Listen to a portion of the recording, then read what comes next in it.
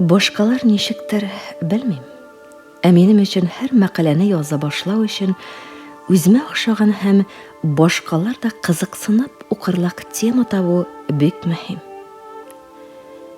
Кайчан ул уйламаган җирдән бер очраклы гына вакыйга аркасында да килеп туа. Шундай тема табыла икән, аны үзеннән-үзе кагазга күчерәсе генә килеп тора һәм язып бетермичә каләм кулдан төшмиде.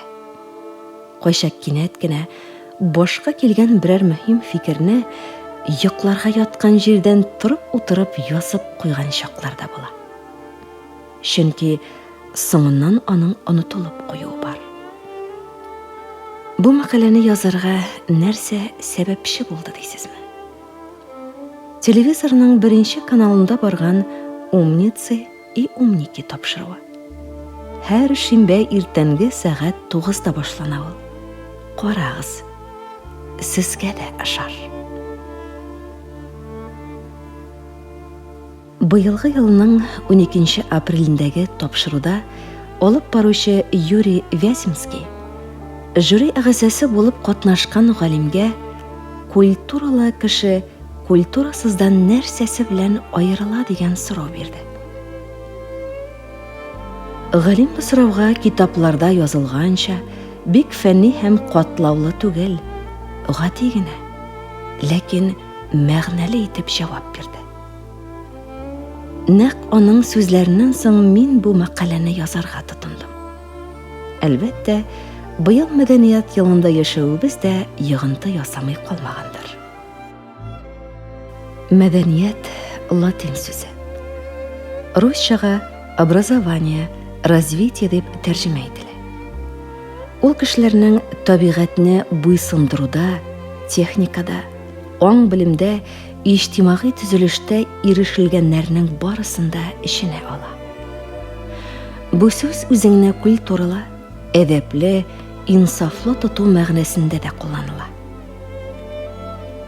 Без культура сүзен күбрәк бернинди тәрҗемәсез кулланабыз һәм һәркемгә дә аңлашыла. Кайбер сүзлекләрдә аның татарчага тәрҗемәсе дә күренми. Китап сүзе буларак кына матбугатта мәдәният сүзе кулланыла. Галим, фамилиясе хәтеремдә калмаган. Телевизордан аны булай аңлатты.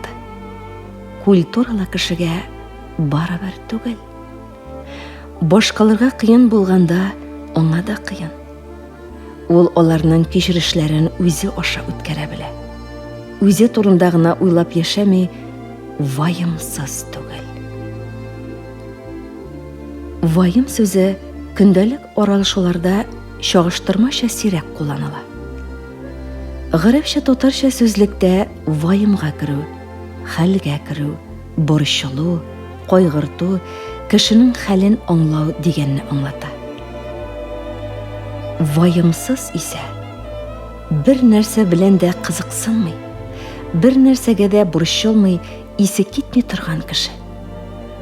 Үзара мөнәсәбәтләрдә генә түгел, аңа тапшырылган эш турында да уйламаучы, эшкә салкын караучы, игътибарсыз кеше.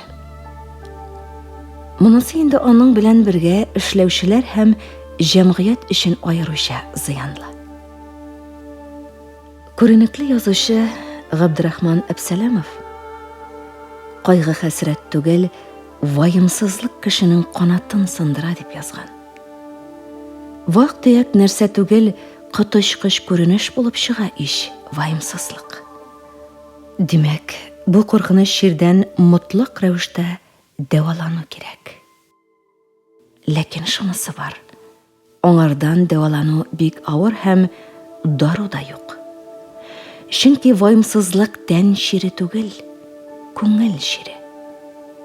Бу чирдән кеше үзен үзе генә дәвалый ала. Фақат үзенең тотышын үзгәртеп һәм кешеләр арасында яшәргә өйрәнеп кенә. Әдәпле кеше турында югарыда язган фикерләребезне Лев Николаевич Толстойның сүзләре белән дә ныгытыйк әле. Атаклы язучы һәм акыл иясе кешеләрне бик гади генә рәвештә ике төркемгә, яхшыларга һәм яманнарга бүлгән. менә нәрсә дип язган ул. Иң яхшы кешеләр үз акылы белән һәм күбрәк башка кешеләр турында уйлап яшәүчеләр. Ә инде кеше акылы белән үзе турында гына уйлап яшәүчеләр. Иң начар сыйфатлы кешеләр. Бу ике төркем кешеләрен тагын икенче төрле итеп атап йөртәләр. Беренче төркемгә керүчеләрне эгоист диләр. Булар үзен үзе яратучы, үзенең шәхси мәнфәгатьләрен җәмгыять һәм башкаларныкыннан өстен куючылар. Икенче төркемдәгеләрне альтруистлар диләр. Булар башкалар турында эчкерсез кайгыртучылар, шәхси мәнфәгатьләрен башкалар файдасына корбан итәргә әзер торучылар. Шулай да кирәк микән соң ул безгә кешеләр турында кайгырта, хәстәрлек күрә белү сыйфаты. Бәлки, аңардан котылу чарасын күрү кирәктер.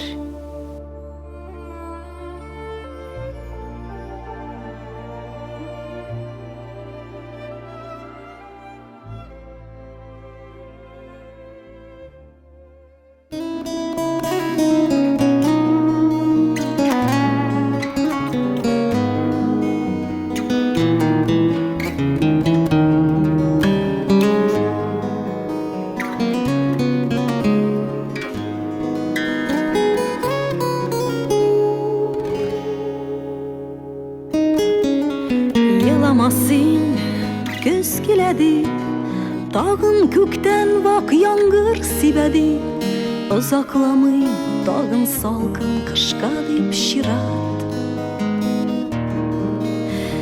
Сәбәпсізге дулқынланма, қорқам дейіп салқынлардан, жылы жайға кәдір әлі бит дейіп ират.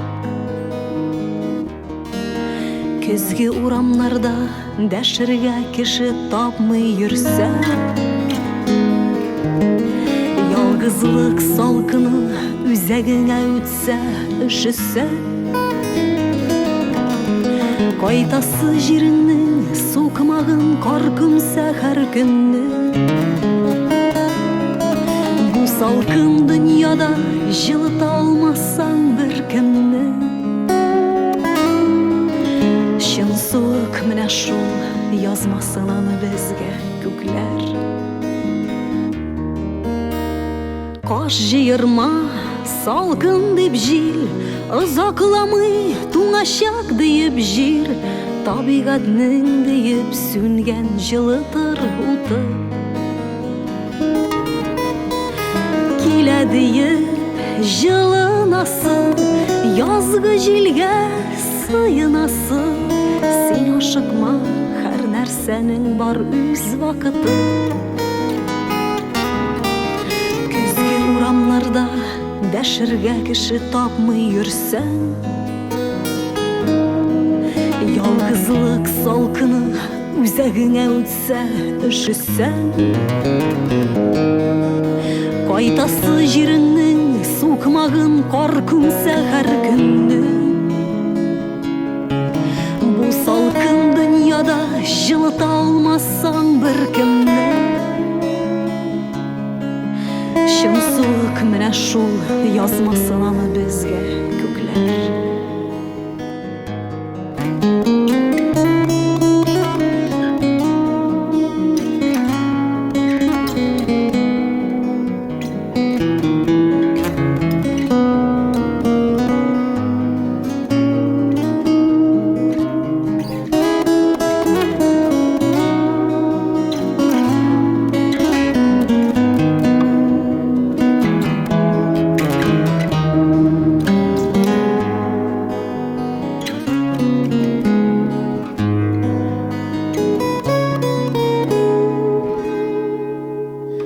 Dünyada her kişiге yazılgandır bir üşürge. Kış bulmasa bulmaydır kaderi jeyninde. Suunmasın tende konun, üşümesin yalgız canın. һәр вакыт кайнар учак янсын күңелеңдә.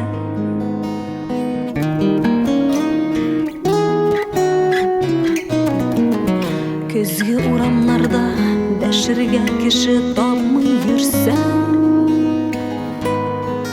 ялгызлык салкыны үзәгеңә үтсә, өшесә, кайтасы җиреңнең сукмагын кар күмсә һәр көнне. Бу салкын дөньяда җылыта алмассаң беркемне. Чын суык менә шул язмасын аны безгә күкләр.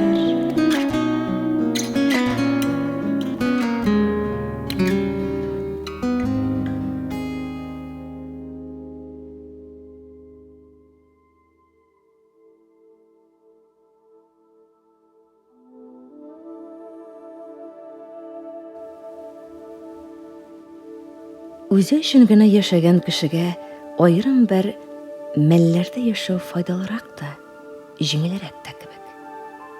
Ләкин тормыш тәҗрибәсе шуны күрсәтә. Кешеләрдән, җәмгыятьтән аерылып яшәргә тырышкан кеше иртәме-соңмы барыбер үзенең бу дөньяда кирәксезлеген, файдасызлыгын аңлый башлый. Җәмгыять алучыларга караганда бирүчеләрне ныграк ярата. Җәмгыятебез никадәр байрак булса, үз гражданнарына шул кадәр яхшырак тормыш шартлары тәэмин итә ала. Әгәр бар кешеләр дә үзе өчен генә яшәсә, җәмгыять яши дә алмас иде. Гомумән, җәмгыять биргән күп төрле байлыклардан файдаланып яшәп, алмашка бер нәрсә дә бирмәү әхлаксызлык булар иде. Үзен өчен генә яшәү хурлык дип язган Николай Островский. Җәмгыятьтән аерылып яшәргә тырышучыларны мөселман диндә яратмый. Пәйгамбәребезнең бер хадисендә катгый төстә җәмгыятьтән аерылучы адам җәһәннәмгә китәр өчен аерылыр диелә. Безнең халыкта кешенең хәленә керә белүче, ярдәмчел кешеләрне кеше җанлы, туган җанлы диләр. Ә башкалар турында уйлап та бирмәүче, үзе турында гына кайгыртучы кешеләрне таш бәгырьле, җансыз диләр. Кеше башкалар өчен ниндидер яхшылык эшли икән, ул аның үзе өчен дә яхшылык булып әйләнеп кайта. Ул үзендә канәгатьлек һәм шатлык тойгысы кичерә, рухи күтәренкелек туя. Ә булар кешенең сәламәтлеге өчен дә бик файдалы. Хәер, эш монда файда да түгел. Чөнки кеше дә бер-берсенә ярдәмне файда өмет итеп түгел, кешеләрчә яши белгән өчен күрсәтә. Бер-берсенә ярдәмгә килү очраклары хайваннарда да бар. Быел телевизордан шаккатмалы бер сюжет күрсәттеләр. 3-4 яшьлек малай әтисенең машинасы тирәсендә велосипедта уйнап йөри. Көтмәгәндә зур булмаган бер эт малайга һөҗүм итеп, велосипедыннан йыгып төшерә һәм талый башлый. Шул чак малайның песие дустына ярдәмгә ташлана һәм пыр туздырып этне куып җибәрә. Менә бит хайваннар да бер нинди өйрәтүсез кешегә ярдәмгә ашыга белә. Урамда чирләп, йыгылып яткан кеше яныннан күрмәмешкә салышып үтеп китүче кешеләргә кат-кат күрсәтергә иде моны. Сүз бит кешеләргә матди ярдәм күрсәтү турында гына бармый. Кайчак үз вакытында әйтелгән яхшы сүзебез, теләк һәм киңәшләребез дә кеше өчен әллә нигә тора. Авырып киткәндә бер-беребезнең хәлен белү, бу дөньядан китеп баручыларны дөньялыкта кылган игелекле эшләре өчен якыннары алдында рәхмәт сүзләребезне белдерү, күмәкләшеп соңгы юлга озату да иң фарыз гамәлләрдән санала.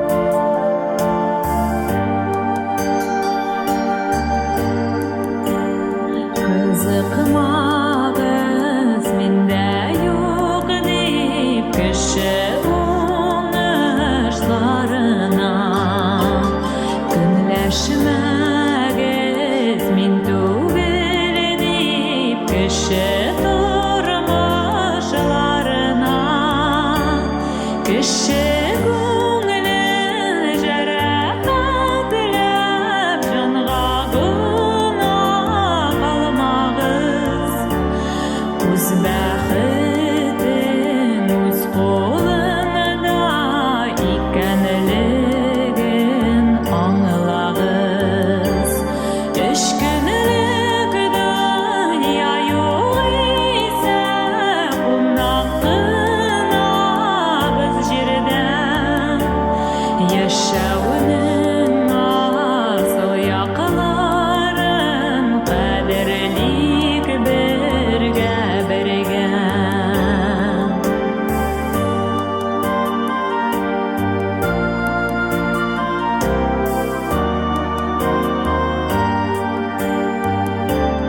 Кайгына сөйенә кемдер, шатлыгына көенә. Кешегә шатлыклар җиңел килгән кебек күренә. Кеше күңелен жарақатлап, жанга гына қалмағыз.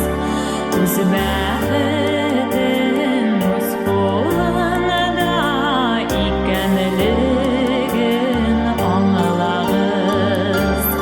Рәнҗеш алулардан куркыйк, Ходай күрә кемнедән. Күпсенмәгез, күп күрмәгез, минем бәхетемнедән. Кемдер кемгә яман итә, теле тиеп китсә дә, кемнәндер яхшылык калгач, җиле тиеп үтсә дә. Кеше күңелен жарақатлап, жанга гына қалмағыз.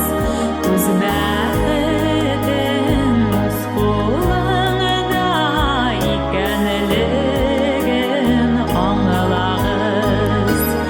Рәнҗеш алулардан куркыйк, Ходай күрә кемнедән. Күпсенмәгез, күп күрмәгез, минем бәхетемнедән. Күпсенмәгез, күп күрмәгез, минем бәхетемнедән. Минем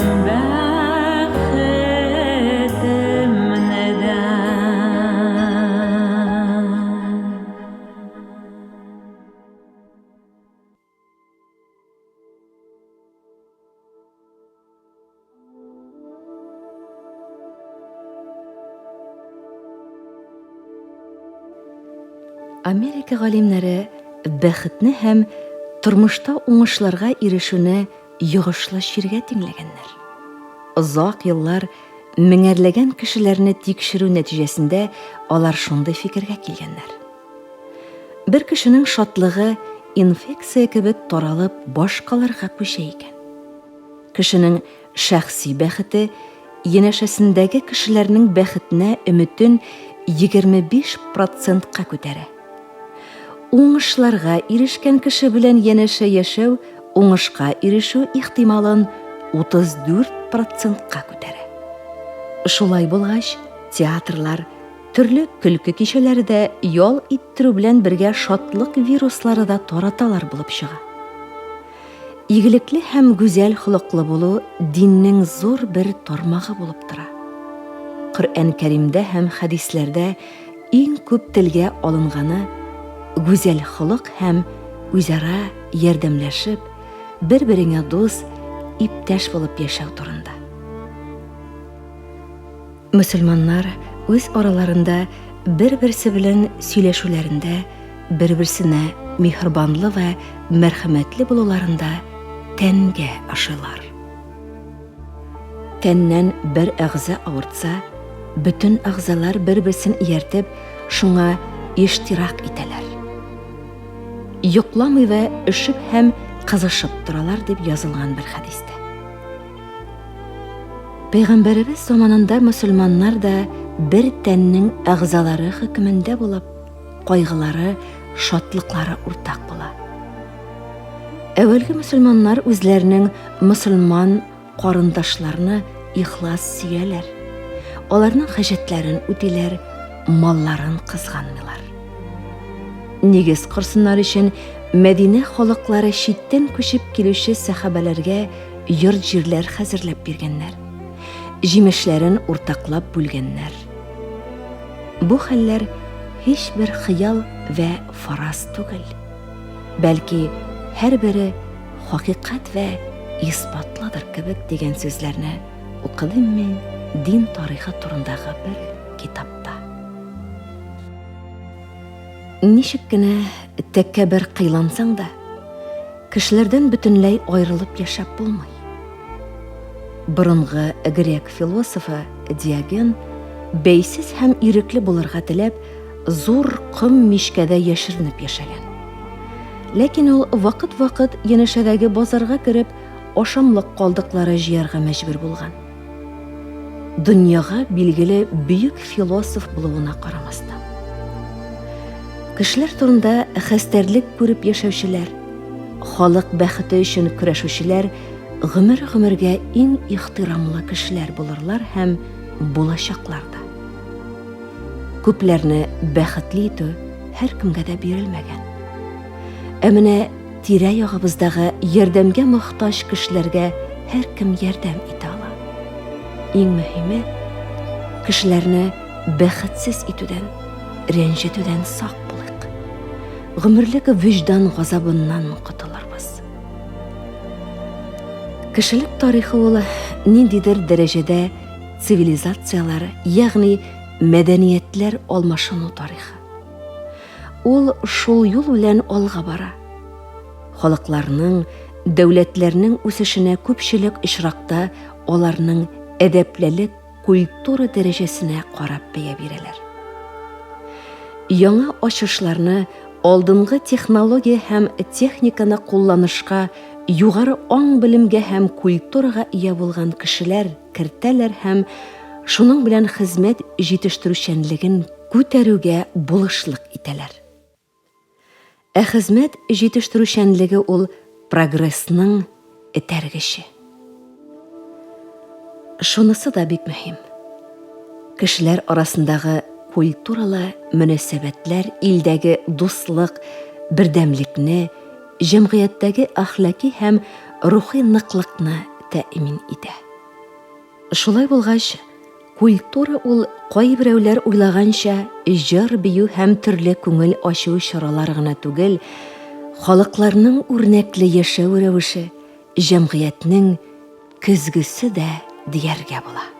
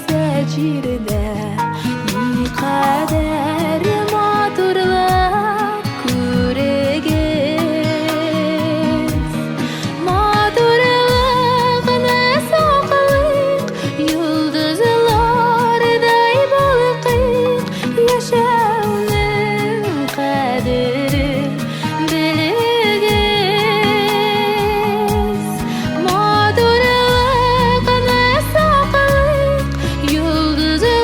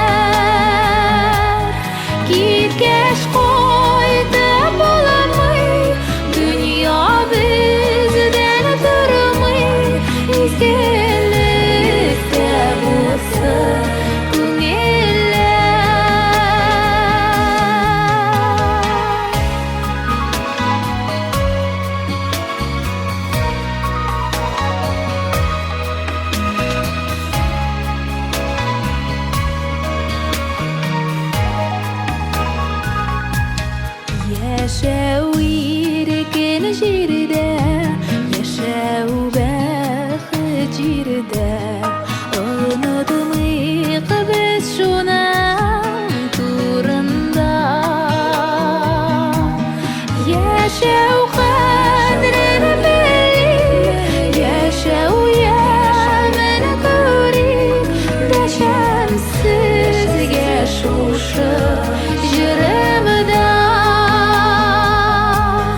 Яшәү кадерен белик, яшәү ямен күрик. Дәшәм сезгә шушы җырымда.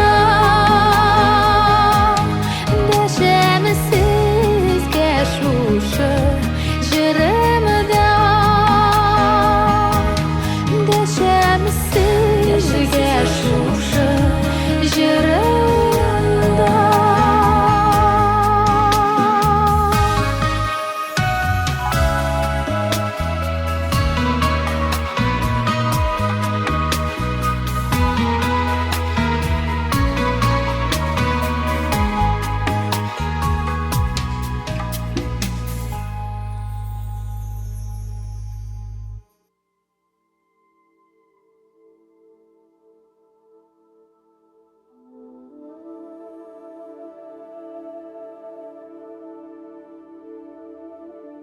Сәгадәт бүген дә иртән иртүк торып, эш эзләү максаты белән тулай торактан ашыгып чыгып китте. Тукталышта трамвайны бик озак көтеп торды. Ап-ак карлар эреп бетсә дә, яз сулышы һаман салкынча иде әле. Кызның матур йөзе, кечкенә борыны, озын нечкә бармаклары салкын һавага бирешә башлаганда, ашыкмый гына трамвай килеп туктады. Сәгадәт булан җитезлеге белән җәһәт кенә трамвайга кереп буш урынга утырды. Трамвайда күбрәк олы яшьтәгеләр иде. Җылы башлык, калын пәлтә кигән әби-бабайлар күбесе бакчаларына барадыр, мөгаен. Алар кардан арынган җирне урыны белән казыштырып, аны яңа чәчүгә әзерләргә, тирәкне чистартырга ниятләнгәннәрдер. Кыш буе күрмәгән бакчадаш күршеләрен, танышларын сагынып, алар белән очрашу мизгелләрен күз алдына китереп, татлы уйларга чумганнар. Бакчага баручыларның буш чиләкләре, корал салган сетка сумкалары вакыт-вакыт шылтырап, хуҗалары сыман эшкә сусаганлыкларын сиздереп алалар. Сәгадәт әби-бабайларга сокланып барды. Олы яшьтә булсалар да, бердә җылы фатирда калын юрганга төренеп, баллап кына чәй ичеп ятмыйлар. Ә кулларыннан килгәнчә һаман хезмәт күрсәтәләр, балаларына ярдәм итәләр. Мин дә җиң сызганып, тырышып эшләрмен. Мактаулы кәгазьләр алырмын. Эш хакына әниемә, әбиемә бүләкләр бирермен. Алла теләсә, эш кенә табыйм менә дип, хыялга бирелеп утырганда, аның янына кондуктор килеп юл хакын сорады. Сәгадәтнең акчасы санаулы иде. Ул барасы һәм кире кайтыр өчен генә санап сумнар алган иде.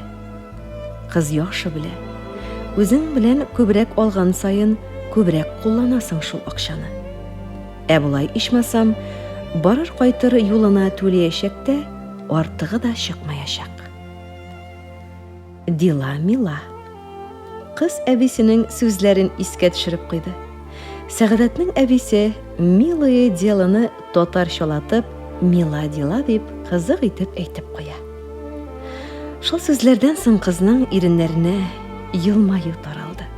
Әни әбисен тизрәк күрәсе килү теләге аның җанын туган авылына тартты.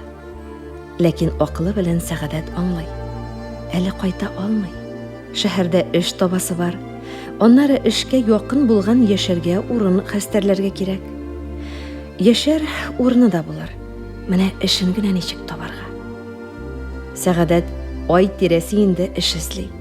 Кайда гына бармады да, кемнәр белән генә күрешмәде, сөйләшмәде. ләкин барысы да нәтиҗәсез. Шәһәрдә мактаулы булган уку йортының юридик факультетын бу елны гына тәмамлап чыккан кызны никтер берсе дә эш әзерләп, калай җәеп көтеп тормый иде. Алган һөнәре дә бик кирәкле. Әлеге заманда актуаль ләбаса. Һәр оешмада, һәр эштә хәзер үз юристларын булдырырга тырышалар дип сөйли иде бергә укыган кызлары. Күрәсең, алар барсы да шул оешмаларга үзләре урнашып беткәндер. Хәтта лекцияларга юньләп йөрмәгән Надя да урнашкан бит эшкә.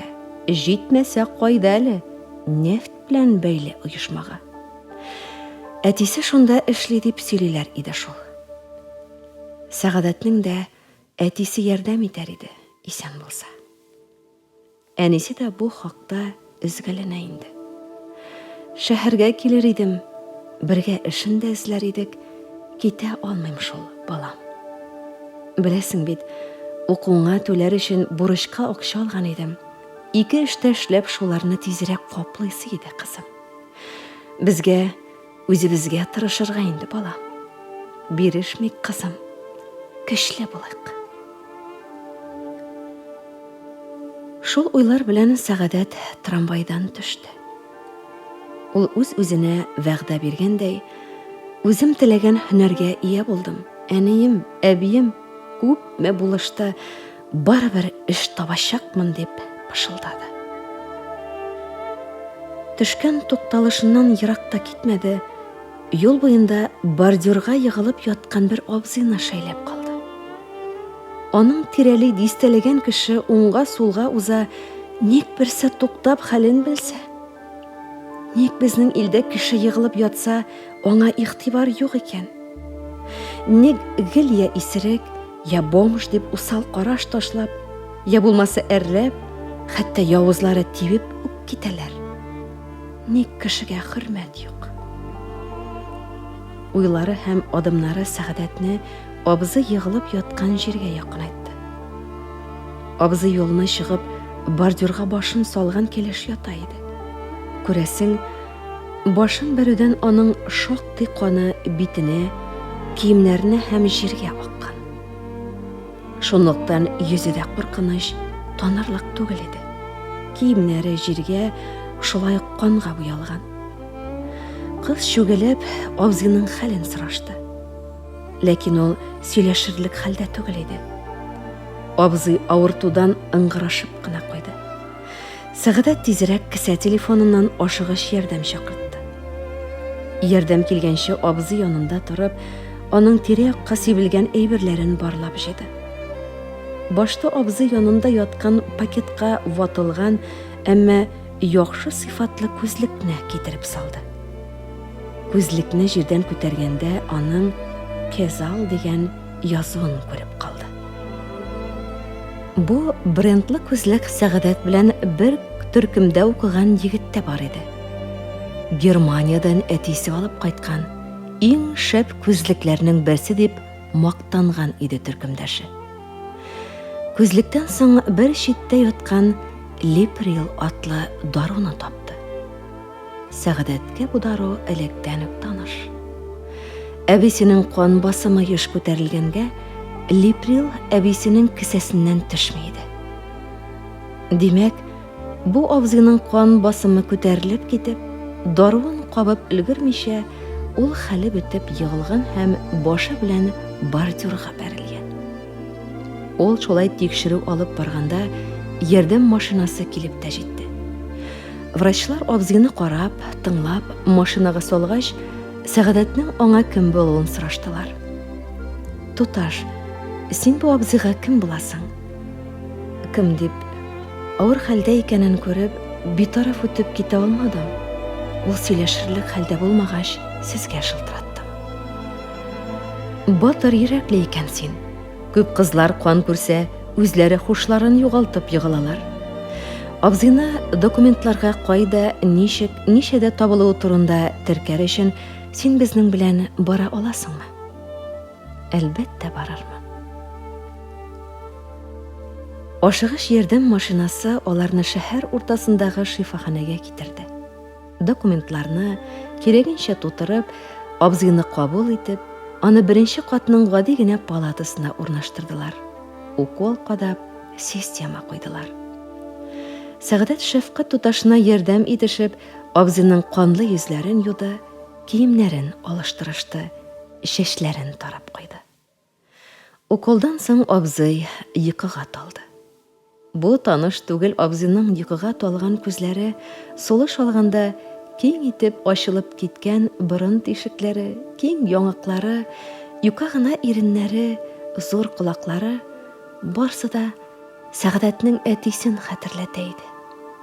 Шуңа да Сәгъдәт бу абзыйга ярдәм күрсәтте. Шуңа да бу ят кеше аңарда әтисенә карата булган хөрмәт, ярату, соклану, горурлану хисләрен яңадан уятты. Әти сүзен ул бары 6 ел гына әйтеп кала алды шул. Бу абзыйга әтисенә сөйләп өлгерә алмаган сүзләрен, уй кичерешләрен ачып саласы килде. Аңардан киңәш, фатиха аласы килде. Үзенең саклаучысы һәм яклаучысы итеп күрәсе килде. Ул җылы уйларына бирелеп, пакеттагы күзлекне, даруны алып, тумбочка өстенә куеп, абзыйның юкка юрганын рәтләп, баш астындагы мендәрен бераз төшергәннән соң пышылдап саубуллашты. Сау бул, абзый. Тизрәк терелеп чык дип, ул абзый яткан палатадан теләр-теләмәс кенә чыгып китте. Яңа таңга зур өмет баглап, Сәгъдәт йокысыннан уянды. Бүген дә ул эш эзләвен дәвам итәчәк. Ашап киенеп бүлмә ишегеннән чыгып барганда, күрше бүлмә кызы аны зур яңалык белән каршы алды. Сәгъдәт, кара әле, минем апамның иптәш кызы чит илләр белән хезмәттәшлек итә торган бик җитди оешмада эшли икән. Эшләгән җирен гел мактап сөйли.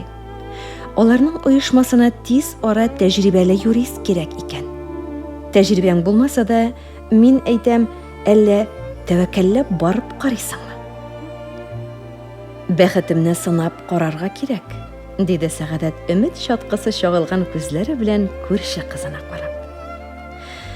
Күрсәтелгән адрес белән ул оешма урнашкан 7 катлы зур мәхәббәт бинага килеп җитте. Ай-яй, бигрәк матур бинада урнашкан икән бу оешма. Бизәкле ишекләрне ачып кереп, ул иркен кабул итү залына үтте. Анда аны чибәр секретарь кыз каршы алды. Озын үкшәләре белән тык-тык басып, ул Сәгъдәт каршысына килде. Сез нинди сорау буенча? Дип сорады секретарь кыз, Сәгъдәтне баштан аяк күзәтеп чыккач. Эш мәсьәләсе буенча әңгәмәгә килгән идем, диде каушап калган Сәгъдәт. Ә сез алдан язылдыгызмы соң? Диде әрсез сылукай. Юк, алдан языласын белмәдем. Сезнең оешмага юрист кирәк дигән хәбәрне ишетеп килдем, диде Сәгъдәт, үзенең бер катлылыгына ачуланып. Белмим, бу урында эшләгән юрист бик тәҗрибәле белгеч иде. Аны директор бик хөрмәт итә иде. Эш хакында жәлләми вакытында түләде. Хезмәт машинасы да бар иде. 2 ел эшләгәннән соң фатирын да бирделәр. Шәп эш урыны. Ләкин менә кияүгә чыгып, Төркиягә чыгып китте шул. Анда моннан да яхшырак эшкә урнашкан бугай. Ә сез бу эш урыны өчен бик яшь күренәсез. Директор сезне булай гына кабул итәрме икән? Ул әле төрек илчеләре белән очрашуда. Бушагач мин сезнең хакта итеп карармын, диде секретарь кыз, Сәгъдәтне өметләндерәсе килмичә. Берничә минуттан ул Төркия кунакларына кахвә алып кирип китте. Сәгъдәт бик җитди оешмага килеп эләгүен аңлады. Ә ул эш турында хәбәр ишетү белән чыгып та очты. Директор да бик кырыстыр бу оешманың. Әнә алдан язылып кына киләләр ди бит.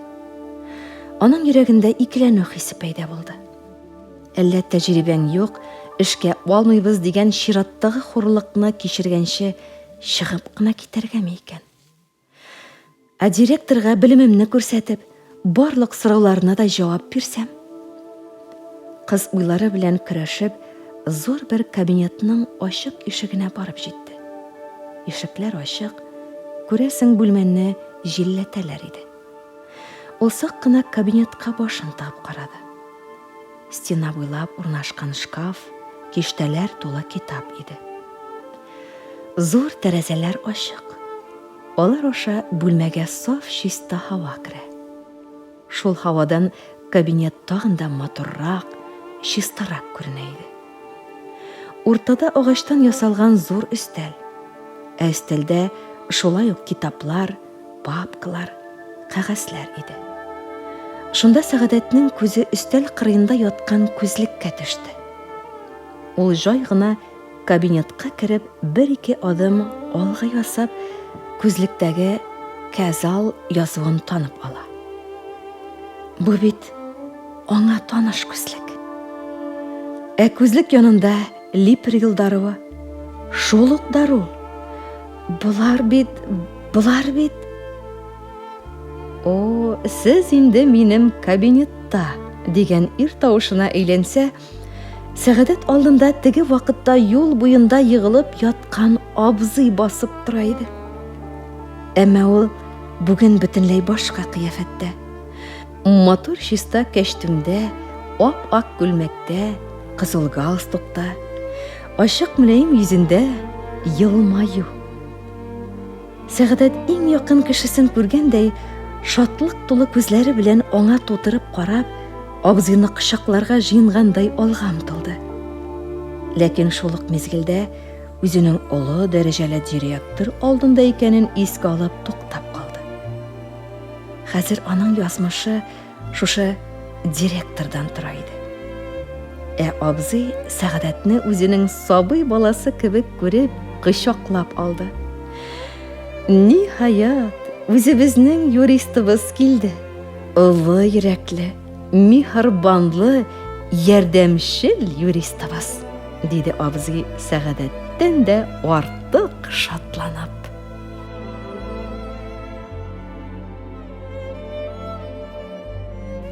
Тормышыңа мәгънә керсен дисәң, кешеләргә эшлә изгелек. Изгелеккә җавабы гомерең буе юлдаш булыр сиңа игелек. Игелекләр күр дип теләк тели, аналар да газиз балага, ана күңеле баласында була, баланыкы гына далада. Рәхмәт төшсен, игелек күр дибез. Изгелекләр иткән кешегә үпкә, ачуларны артка ташлап, сәламен куш якын күршегә. Кайгылының хәл-әхвален сораш, өметен жуйганнарга кулың суз, ачы сагышларга батканнарга җиткерә күр берәү җылы сүз. Йөрәгеңдә булса үпкә, ачу кешеләргә берүк белдермә. Ышанычын җуйган кешеләрнең өмет чаткыларын сүндермә. Синең җылы сүздән сихәт тапкан, киңәшеңне тоткан берәүләр бер көн килеп синең үзеңә дә игелек күр берүк диярләр. Әдәпле булыйк. Тормышыбызны матурлау өчен бәләкәй генә булса да бер бизәк өстәүдән читтә калмыйк. Мәдәниятле булыйк. Бергә яшәгән кешеләрнең язмышына битарафлык, шәфкатьсезлек күрсәтеп күңелләрен кырудан, рәнҗетүдән сак булыйк.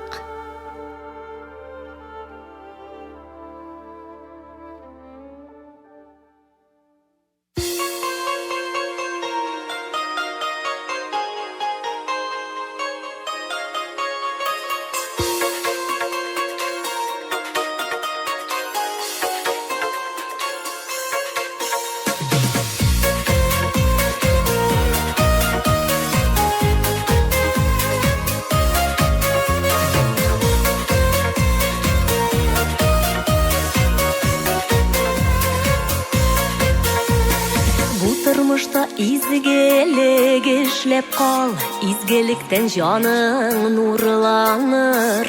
Күңелләргә шатлык, сөенечләр, мәрхәмәтлек кенә юл алыр. Бу тормышта изгелекләр эшләү, кояш кебек нурлар җаннарына. Яктыртырлык булсын дөньяларны, кешеләрнең күңел таңнарын. Бу тормышта изгелекләр эшләү, кояш кебек нурлар җаннарына. Яктыртырлык булсын дөньяларны, кешеләрнең күңел таңнарын. Изгелекләр туадыр ул бары, чын йөрәктән сөйсәң, сөелсәң, җанга кояш кергән кебек була. Изгелекләр кылып сөенсәң, бу тормышта изгелекләр эшләү, кояш кебек нурлар җаннарына. Яктыртырлык булсын дөньяларны, кешеләрнең күңел таңнарын. Бу тормышта изгелекләр эшләү, кояш кебек нурлар җаннарына. Яктыртырлык булсын дөньяларны, кешеләрнең күңел таңнарын.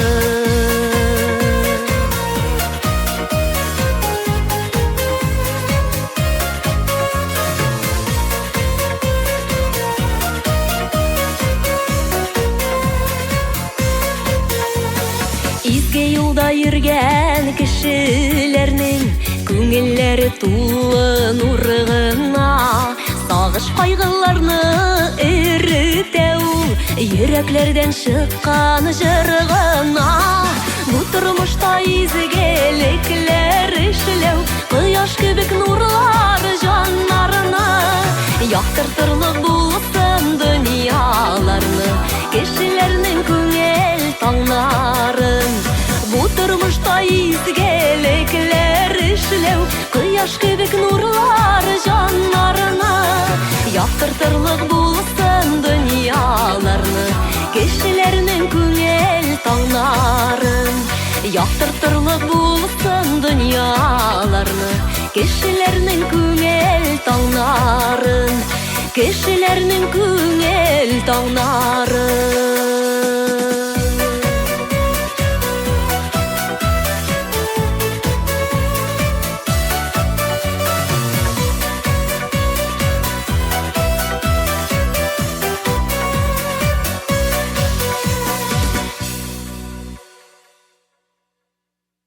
Хөрмәтле радио тыңлаучы якын дусларыбыз, әле сез «Изгелектә булсын күңелләр» исемле тапшыру тыңладыгыз. Материаллар Өмет гәзитләреннән алынды һәм Өмми Камал Шәрәфетдинова шигыре кулланылды. Инде музыкаль яктан Илсия Бәдретдинова башкаруындагы «Салкынлык» исемле җыр, Альбина Фәйрүзова башкаруындагы «Рәнҗеш алмыйк», Диләрә Илалетдинова башкаруындагы «Изгелектә булсын күңелләр» һәм Гөлназ Сираева башкаруындагы «Изгелекләр эшләп кал» исемле җырлар бизәде. Тапшыруның авторы Зәлия Хисами.